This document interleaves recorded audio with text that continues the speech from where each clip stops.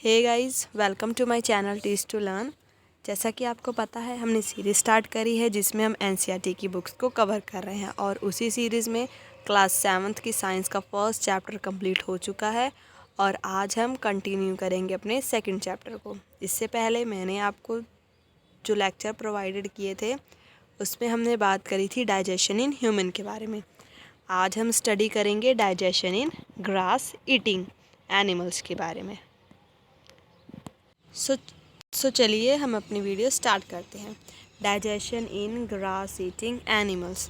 तो इससे पहले आप मुझे ये बताइए, कभी भी आपने गाय भैंस इन सब को देखा है कि वो खाना खाने के बाद भी अपना मुंह ऐसे चलाते रहते हैं? मीन्स हमें ऐसा लगता है जैसे वो कुछ खा रहे हों। आखिर वो ऐसा क्यों करते हैं? क्योंकि जब वो खाना खा रहे होते हैं, खाना खाने के बाद ही वो ऐसा क्यों करते हैं? ऐसा इसलिए क्योंकि ये लोग क्या करते हैं, जो ग्रास होते हैं उसको बहुत ही जल्दी निगल जाते हैं और उसके बाद उसको अपने स्टमक के पार्ट में स्टोर कर लेते हैं, जिसको क्या कहते हैं, रूमेन कहते हैं। और जो फूड होता है पार्शियली डाइजेस्ट हो जाता है जब वो जल्दी जल्दी उसे खाते हैं, और उसी पार्शियली डाइजेस्टेड फूड को क्या कहा जाता है, कड कहा जाता है। जैसे हम देख सकते हैं, ये इनका स्टमक है और स्टमक के इस वाले पार्ट को, जिसको क्या कह रहे हैं, रूमेन, इसी में वो अपना स्वॉलो फूड स्टोर कर लेते हैं। और पार्शियली डाइजेस्टेड फूड जो होता है कर्ड, उसी को ये अपने माउथ में ले आते हैं इन स्मॉल लम्स, मतलब छोटे छोटे टुकड़े करके उसको अपने माउथ में ले आते हैं और उसी को धीरे धीरे क्या करते रहते हैं, च्यू करते रहते हैं। अभी सोचने वाली बात है कि जब ये खाना खा रहे होते हैं तभी ये आराम से क्यों नहीं खाते हैं। जैसे यहाँ पे पहले का भी क्वेश्चन है कि जब इसने खाना खाया, ये जल्दी जल्दी ही क्यों खा जाते हैं एनिमल्स, तभी ये आराम से डाइजेस्ट करके खा लें। इसका आंसर ये है कि जो ग्रास होता है ना, उसमें बहुत ही ज़्यादा सेलुलोज होता है। सेलुलोज किसकी टाइप है? कार्बोहाइड्रेट की। और ये हमने पहले भी स्टडी किया है कि जो कार्बोहाइड्रेट है वो हमारी बॉडी में ईज़िली डाइजेस्ट नहीं होता, उसको डाइजेस्ट होने में टाइम लगता है। स्मॉलर पार्टिकल्स में सिंपलर फॉर्म में कन्वर्ट होने के बाद ही वो डाइजेस्ट होता है। इसी के कारण ये जो रूमिनेंट्स हैं, कैटल्स हैं, ये उनको जल्दी खाते हैं और बाद में धीमे धीमे खा कर उनको क्या करते हैं, अपनी बॉडी में डाइजेस्ट करते हैं। अब आपको पता चल गया होगा कि जो एनिमल्स हैं वो खाना जल्दी जल्दी क्यों खा लेते हैं और उसको अपने रूमेन में स्टोर क्यों कर लेते हैं। ठीक है, in ruminants like cattle, deer etcetera, bacteria present in rumen helps in digestion of cells. अब देखो, जैसे यहाँ पे जो बूझो है उसका क्वेश्चन का आंसर हमने अभी पढ़ा। ये चाहता है कि ये सिर्फ एनिमल्स ही क्यों डाइजेस्ट कर पाते हैं सेलुलोज मीन्स ग्रास वगैरह, क्योंकि इनके अंदर ऐसे बैक्टीरिया प्रेजेंट होते हैं इनके रूमेन में, जो इस सेलुलोज जो किस में प्रेजेंट है, ग्रास में, उसको डाइजेस्ट करने में हेल्प करते हैं। और बहुत सारे एनिमल्स जिसमें क्या आते हैं, ह्यूमंस भी आ जाते हैं, वो डाइजेस्ट नहीं कर पाते सेलुलोज, क्योंकि उनके अंदर ये जो बैक्टीरिया हैं, ये जो भी बैक्टीरिया वगैरह वो प्रेजेंट नहीं होते डाइजेस्ट करने के लिए सेलुलोज को। Animals like horse, rabbit etcetera have a large sac like structure called caecum between the oesophagus and the small intestine. अब देखिए, ये जो काऊ, रैबिट, हॉर्स, ये सारे जो एनिमल्स हैं, इनमें क्या होता है, एक कैकम प्रेजेंट होता है।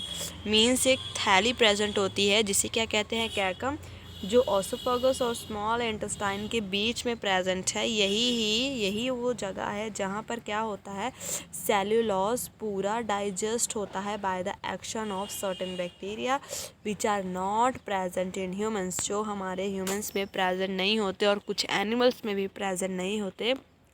इसी कारण हमारी बॉडी जो घास होती है जिसके अंदर सेलुलोज प्रेजेंट होता है उसको डाइजेस्ट नहीं कर पाती है। तो यहाँ तक आपको समझ आ गया कि जो डाइजेशन है वो एनिमल्स में जो ग्रास खाते हैं उनमें डाइजेशन कैसे होती है। अब इसके बाद हमने सारे एनिमल्स की बात कर ली, ह्यूमंस की भी बात कर ली कि उनके अंदर डाइजेशन कैसे होता है। कुछ ऑर्गेनिजम्स ऐसे भी होते हैं जिनका माउथ नहीं होता, फिर भी उनके अंदर डाइजेशन होती है। तो अगर उनका माउथ नहीं है तो वो फूड लेते कहाँ से हैं और फिर वो डाइजेस्ट कैसे करते हैं, अब इसके बारे में हम नेक्स्ट पढ़ेंगे। उससे पहले इसमें एक इम्पॉर्टेंट पॉइंट दिया हुआ है, हम उसको पढ़ लेते हैं डायरिया के बारे में। जो डायरिया होती है असल में ये वो उस कंडीशन को डायरिया कहते हैं जब हमें बार बार वॉशरूम जाना पड़े और हमारे स्टूल कैसी हो, वाटर स्टूल हो, मतलब कि पूरी पानी की तरह हमारी स्टूल हो, उसको हम क्या कहते हैं, डायरिया कहते हैं। और ये होता क्यों है, ये इन्फेक्शन के कारण होता है या फिर जब फूड पॉइज़न होता है, समटाइम फूड पॉइजनिंग के कारण भी डायरिया हो जाता है। और ये इंडिया में क्या है, बहुत ही कॉमन है इन चिल्ड्रंस में। ये इसको हमें हल्के में नहीं लेना चाहिए, ये एक बहुत ही डेंजरस बीमारी है। क्योंकि अब इसमें हो क्या रहा है, बार बार हमें वॉशरूम जाना पड़ रहा है और स्टूल कैसी हो रही है, वाटरी हो रही है, तो इसका मतलब एक्सेसिव लॉस हो रहा है वाटर और सॉल्ट का हमारी बॉडी से। इट मीन्स ये क्या है, डेंजरस भी है, क्योंकि वाटर अगर हमारी सारी बॉडी से निकल जाएगा तो वो डेंजरस ही है। इसीलिए हमें इसको निगलेक्ट नहीं करना चाहिए। अगर डॉक्टर अगर दूर हों, जैसे कि हमें पेशेंट को उस डॉक्टर से कंसल्ट कराने से पहले हम क्या कर सकते हैं, हमें क्या करना चाहिए, बॉयल वाटर करके उसमें पिंच ऑफ सॉल्ट और शुगर डिज़ोल्व करने के बाद जब वाटर ठंडा हो जाए तो उसे पेशेंट को देना चाहिए। इसे क्या कहते हैं, ओरल रीहाइड्रेशन सॉल्यूशन। जो ये सॉल्यूशन हमने बनाया है, क्योंकि अब उसकी बॉडी में क्या है, सारा वाटर तो निकल रहा है बार बार फ्रीक्वेंटली, इसी कारण उसको रीहाइड्रेट करना भी ज़रूरी है और उसको रीहाइड्रेट हम इसी तरह कर सकते हैं।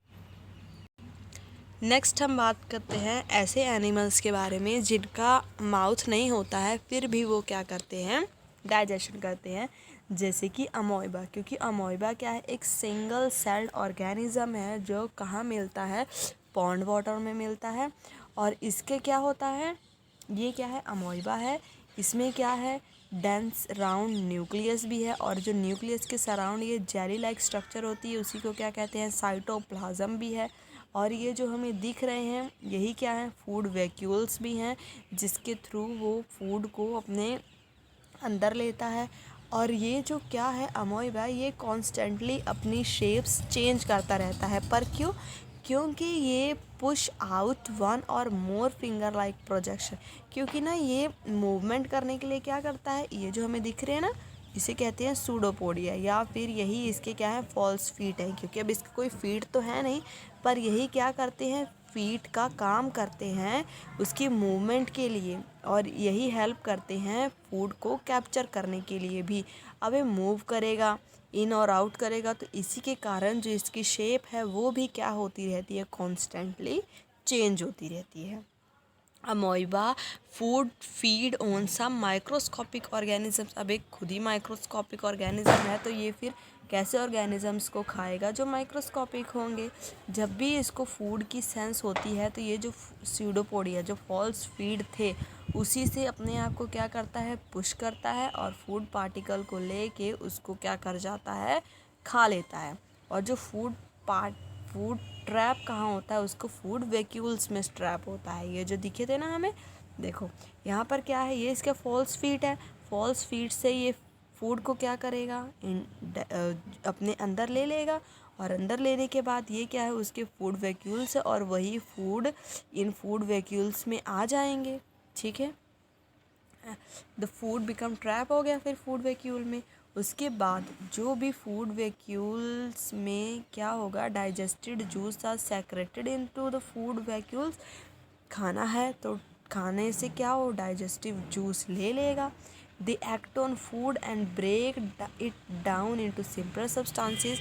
मीन्स कि डाइजेस्टिव जूस क्या हेल्प करेंगे उस फूड को ब्रेक करने में इनटू सिंपलर सब्सटेंसेस। क्योंकि फूड वैक्यूल्स में क्या होते हैं, डाइजेस्टिव जूस होते हैं, और जो फूड है वो कहाँ गया है, फूड वैक्यूल में ही तो गया है। तो डाइजेस्टिव जूस हेल्प करेंगे उसको सिंपलर सब्सटेंसेस में ब्रेक करने के लिए।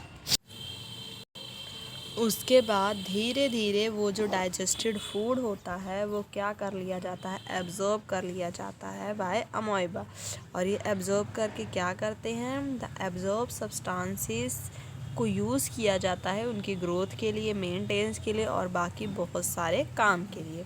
अब देखो फूड क्या हुआ, पहले उन्होंने फूड को अपने अंदर लिया, फिर उसको क्या किया, डाइजेस्ट किया। अब डाइजेस्ट होने के बाद कुछ ऐसा फूड भी तो होगा ना, अनडाइजेस्टेड फूड, जो क्या करे, बॉडी में उस चीज़ का कोई काम नहीं होगा, तो वो क्या हो जाएगा, expelled outside by the vacuoles. वो भी वैक्यूल्स की मदद से क्या निकल जाएगा, बाहर निकल जाएगा।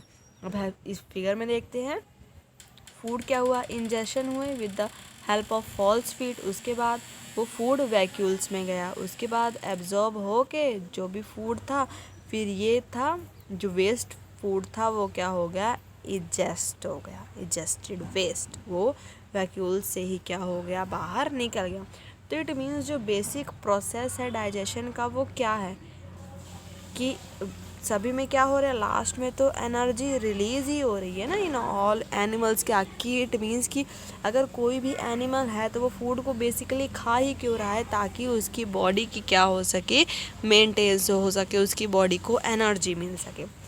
अब जो नेक्स्ट आगे चैप्टर आएंगे उसमें हम देखेंगे कि ये जो फूड का ट्रांसपोर्टेशन है वो कैसे हो रहा है, कैसे उसको हमारी बॉडीज़ हैं या फिर किसी भी और एनिमल्स की बॉडी हैं, कैसे उसको इंटेस्टाइन एब्जॉर्ब करके वेरियस पार्ट तक पहुंचा रही हैं। ठीक है, यहाँ पर होता है हमारा चैप्टर कंप्लीट। अब हम इसका थोड़ा ओवरव्यू लेते हैं कि आखिर हमने इस पूरे चैप्टर में स्टडी क्या किया है, व्हाट यू हैव लर्न। सबसे पहले यही सब हमने पढ़ा था कि जो न्यूट्रिशन है, एनिमल न्यूट्रिशन में क्या क्या चीज़ें आ जाती हैं, कि कोई भी न्यूट्रिशन सबसे पहली बात तो किसी भी एनिमल को वो चाहिए क्यों, फिर उसके बाद मोड ऑफ इनटेक क्या है, उसके बाद उस फूड को बॉडी यूटिलाइज कैसे कर रही है, उसकी यूटिलाइजेशन क्या है हमारी बॉडी में। नेक्स्ट जो ह्यूमन डाइजेशन में हमने पार्ट्स पढ़े थे, क्या क्या थे वो पार्ट्स, बकल कैविटी थी, ओसोफेगस था, मीन्स फूड पाइप, फिर stomach, small intestine, large intestine जो कहाँ एंड हो रही थी, रेक्टम में, और उसके बाद जो वेस्ट प्रोडक्ट था वो कहाँ से निकल जा रहा था, एनस से निकल जा रहा था। और जो कुछ डाइजेस्टिव ग्लैंड्स भी पढ़े थे जो क्या कर रहे थे, डाइजेस्टिव जूस सेक्रेट कर रहे थे, जिसमें सबसे पहले क्या आ गया था, सलेवरी ग्लैंड जो क्या कर रही थी, सलाइवा को सेक्रेट कर रही थी। नेक्स्ट क्या पढ़ा था, लीवर, जिसमें से क्या कौन सा जूस निकल रहा था, बाइल जूस, जो किसको डाइजेस्ट करने में हेल्प कर रहा था, फैट को। नेक्स्ट पैनक्रियाज में पैनक्रियाटिक जूस निकल रहा था। और जो स्टमक वॉल और स्मॉल इंटेस्टाइन की वॉल्स है वो भी क्या कर रही थी, डाइजेस्टिव जूस सेक्रेट कर रही थी, किस लिए, ताकि हमारा जो फूड है वो डाइजेस्ट हो सके। और मोड ऑफ फीडिंग भी हमने पढ़ा था कि डिफरेंट ऑर्गेनिजम्स में कैसे होता है, जैसे सकिंग और च्यूइंग क्या इसमें होता है, ह्यूमंस में होता है, कैप्चर एंड स्वॉलो ईगल्स वगैरह में होता है, साइफोनिंग, ये सारी चीज़ें क्या थे, डिफरेंट मोड्स ऑफ फीडिंग थे। फिर न्यूट्रिशन क्या है, कॉम्प्लेक्स प्रोसेस है, जिसमें सबसे पहले क्या होता है, फूड हमारी बॉडी में जाता है, मीन्स इजेशन, उसके बाद बॉडी में जाने के बाद वो क्या होता है, डाइजेस्ट होता है, फिर डाइजेशन के बाद एब्जॉर्ब होता है, फिर जब वो ब्लड में मिक्स होता है तो उसको कहते हैं एसिमिलेशन। उसके बाद जो भी वेस्ट प्रोडक्ट होता है जब हमारी बॉडी से बाहर निकलता है तो उसको क्या कहते हैं, इजेशन कहते हैं। ओके, नेक्स्ट क्या है, जो डिफरेंट प्रोटीन्स थे, जो भी डिफरेंट न्यूट्रिशन थे, उनकी डाइजेशन कहाँ कहाँ होती है। जो कार्बोहाइड्रेट की डाइजेशन है जैसे कि स्टार्च, वो कहाँ ही शुरू हो जाती है, बकल कैविटी, मीन्स हमारे माउथ में ही इसकी डाइजेशन शुरू हो जाती है इन सलाइवा। सलाइवा में देखा था कि सलाइवा में मिक्स हो के इसकी डाइजेशन शुरू हो गई है। उसके बाद जो प्रोटीन है उसकी डाइजेशन कहाँ शुरू होती है, स्टमक में, क्योंकि स्टमक में क्या होता है, पेप्सिन नामक एक एंजाइम होता है जो कि प्रोटीन की डाइजेशन में हेल्प करता है। नेक्स्ट हमने अभी भी ये भी देखा कि जो बाइल जूस है कौन सा एक्सक्रीट करता है, लीवर, पैनक्रियाटिक जूस पैनक्रिया, और जो डाइजेस्टिव जूस होते हैं वो इंटेस्टिनल वॉल्स सेक्रेट करती हैं। और इन सब की जो कंप्लीट डाइजेशन है वो कहाँ होती है, स्मॉल इंटेस्टाइन में होती है। जो डाइजेस्टेड फूड है उसको एब्जॉर्ब कौन करता है, blood vessels from small intestine. Small intestine के जो ब्लड वेसल्स हैं वो क्या करती हैं, जो भी फूड एब्जॉर्ब हुआ, जो भी फूड डाइजेस्ट हुआ है उसको क्या कर लेते हैं, एब्जॉर्ब कर लेती हैं। अब फूड एब्जॉर्ब होने के बाद क्या करता है, डिफरेंट पार्ट्स ऑफ बॉडी में ट्रांसपोर्ट होता है। और ट्रांसपोर्ट होने के बाद फूड तो एब्जॉर्ब हो चुका है, पर अब जो भी अनडाइजेस्टेड फूड है उसमें से वाटर और सॉल्ट कौन एब्जॉर्ब कर लेता है? लार्ज इंटेस्टाइन एब्जॉर्ब कर लेते हैं। उसके बाद जो भी अनडाइजेस्टेड और जो भी अनएब्जॉर्ब्ड रेजिड्यू बच जाता है उसको हमारी बॉडी से बाहर कैसे निकल जाता है? In the form through anus in the form of faces, मतलब कि डिफरेंट फेसिस से वो क्या हमारे एनस से बाहर निकल जाता है। और अभी अभी हमने देखा कि जो ग्रेजिंग एनिमल्स हैं जैसे काऊ, बुफेलो और डीर, जिन्हें हम क्या कहते हैं? रूमिनेंट्स कहते हैं, ये क्विकली ही अपना खाना खा जाते हैं। स्वेलो देयर लीव्स, अपने लीव्स को भी क्या करते? डायरेक्टली ही निगल जाते हैं, जल्दी जल्दी अपना खाना खा जाते हैं और उसको कहाँ स्टोर कर लेते हैं? अपने रूमेन में स्टोर कर लेते हैं। और उसके बाद वही फूड उनके माउथ में दोबारा आता है और उसको एनिमल्स पीसफुली च्यू करते हैं, क्योंकि जो ये ग्रास खाते हैं उसमें सेलुलोज ज़्यादा होता है और वो ईजिली डाइजेस्ट नहीं कर पाती है बॉडी। इसी के कारण वो क्या करते हैं? इसको पहले तो जल्दी जल्दी खा लेते हैं, उसके बाद पीसफुली बैठ के इसको दोबारा अपने पेट से निकाल के च्यू करते रहते हैं। नेक्स्ट हमने बात की अमोइबा के बारे में। अमोइबा क्या करता है? अपना फूड कैसे अपने बॉडी के अंदर ले जाता है? With the help of false feet, जो उसके फॉल्स फीट थे, सीडोपोडिया थे, उसकी मदद से अपनी बॉडी के अंदर ले जाता है।